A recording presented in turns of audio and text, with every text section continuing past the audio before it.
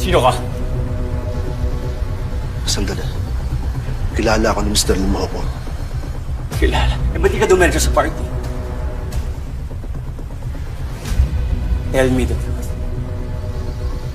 Sino ka? At anong ginagawa mo rito? Relax. Papaliwanag ako.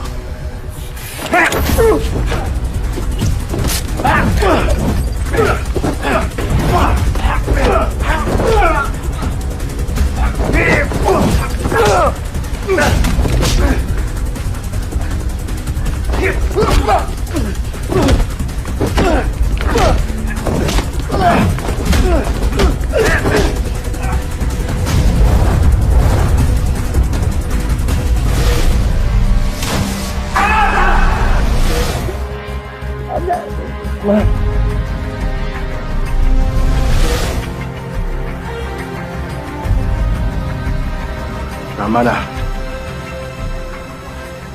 Sama ka ba ng bumaril sa nanay ko? Did you come here to finish the job? Ano? Ayaw mo tumigil, ha?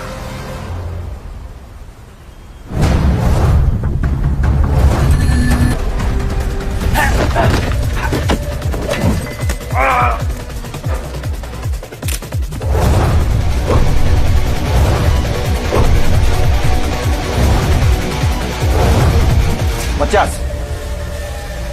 What's going on here, Matias? Kakilala nga kayo?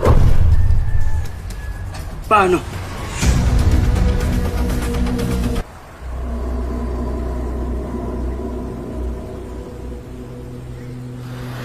I'll explain everything to you. Let's go to my office, Andrew.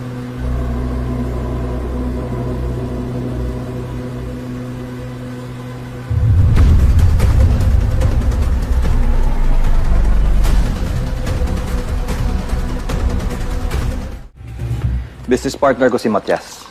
We provide tracking services for his textile business. May pagka-anti-social lang to si Matias, kaya hindi ko siya ma-invite sa mga social gatherings.